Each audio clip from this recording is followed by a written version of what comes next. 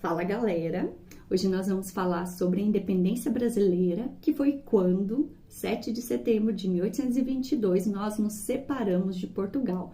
O Brasil foi colônia de Portugal de 1500 a 1822. Durante esses séculos, foi retirado daqui todo o capital humano, material, natural, e foi capitalizado, esse capital foi retirado e levado para Portugal, onde produziu aí uma riqueza a favor desse país explorador. Essa história de potências exploradoras, que a gente conhece muito bem, as potências europeias, mas nós colocamos um fim nisso em 1822. Em 7 de setembro de 1822, Dom Pedro I, às margens do rio Ipiranga, vindo da casa da amante, com revertérios intestinais, proclama a independência brasileira.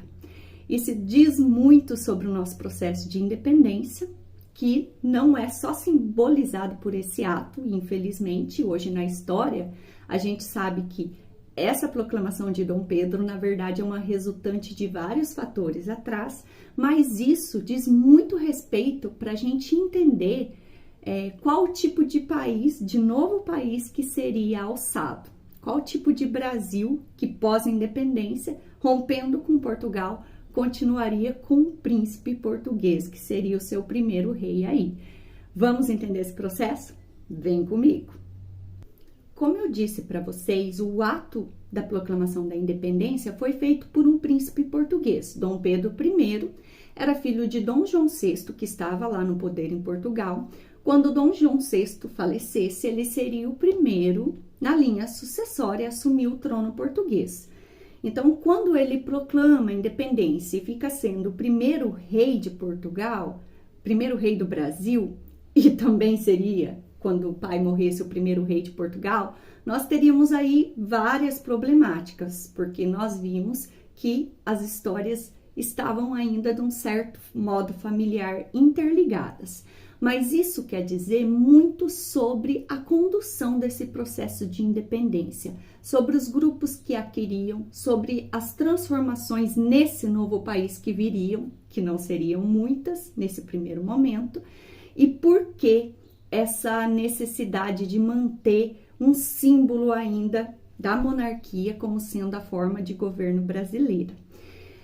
Embora Dom Pedro tenha sido o catalisador, o proclamador da independência, nós não podemos deixar de descartar os vários movimentos separatistas que sempre houveram no Brasil.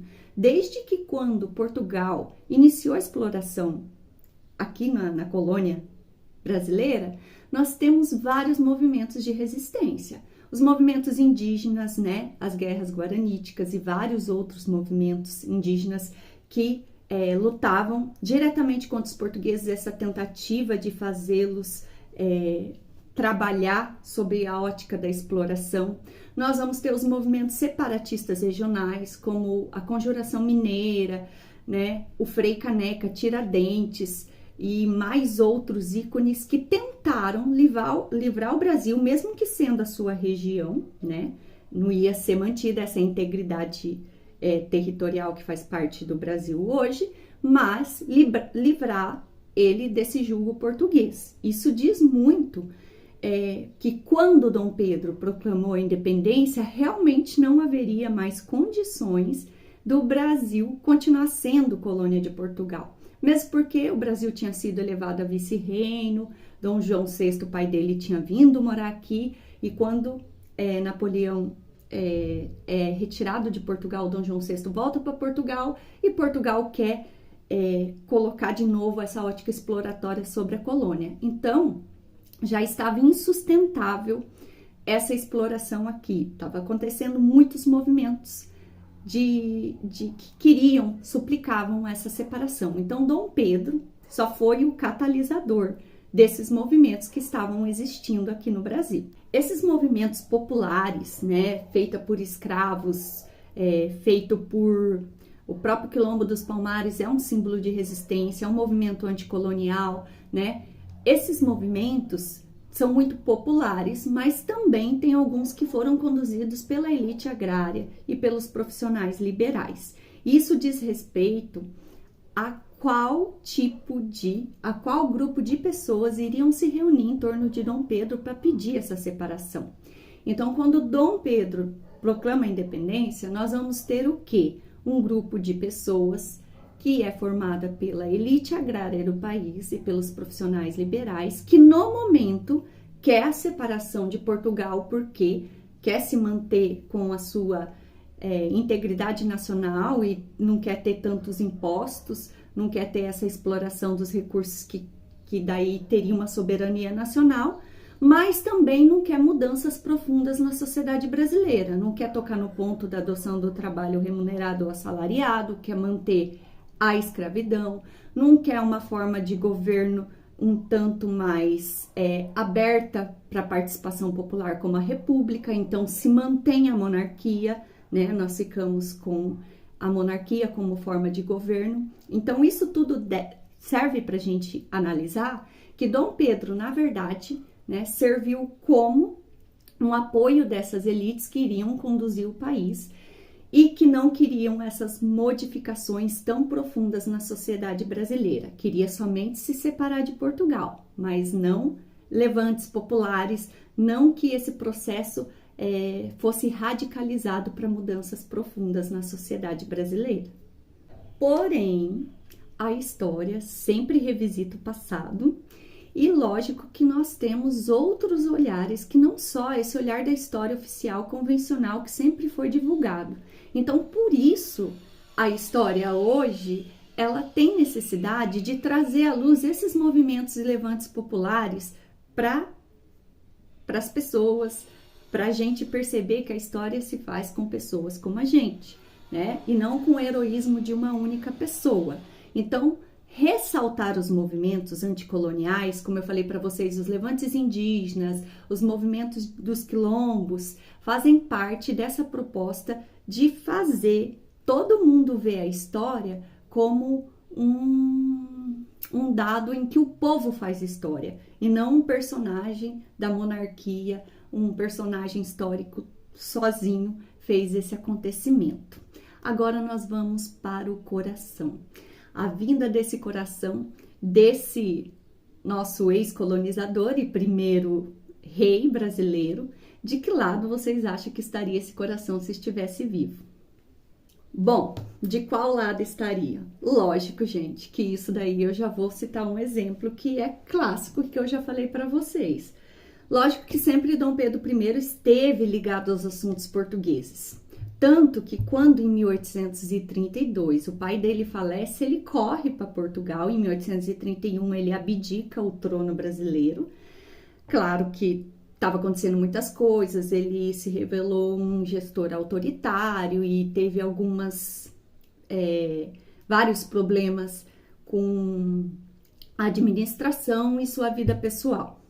E o que vai acontecer? Ele corre para lutar pelo trono português, ou seja, então a gente fica claro que Dom Pedro I sempre representou os interesses e sempre esteve ligado aos interesses portugueses. Aí serve para a gente pensar, então, o porquê trazer esse coração de um ex-colonizador para comemorar o nosso bicentenário? E é justamente aí que entra a questão da história. Hoje a história, ela quer trazer luz a esse povo que fez a história. Por que não a gente comemorar o bicentenário com os movimentos anticoloniais? Né? Trazer à luz aí mais um pouco sobre a história dos quilombos, desses movimentos e levantes indígenas, trazer esse povo para realmente fazer parte da construção dessa identidade desse país, esse povo que sempre teve marginalizado, né? Negros, indígenas, mulheres, para fazer parte desse país que nós construímos. Então, isso serve para a gente pensar que, claro, né, nós estamos sob um governo que não tem um olhar sobre esses povos, ao contrário, né? A gente sabe que os indígenas estão enfrentando problemas com demarcações de terra e até com terras que já eram suas, os quilombolas também não têm nenhum olhar. Então, isso é muito refletido, isso é muito reflexo sobre qual tipo de momento histórico que nós estamos vivendo. onde ainda nós temos que rememorar um colonizador, um membro de um tipo de governo mais autoritário, mais tradicional. Isso reflete o momento que a gente vive.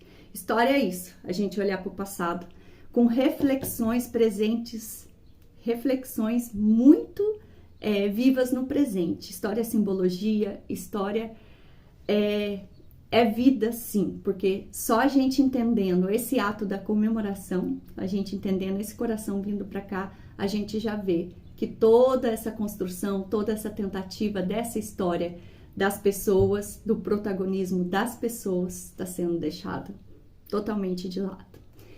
Então, comemoraremos o bicentenário, mas convido vocês a ler um pouco sobre esse lado da história, desse povo realmente que é o povo brasileiro e que realmente queria se ver livre do mando de Portugal.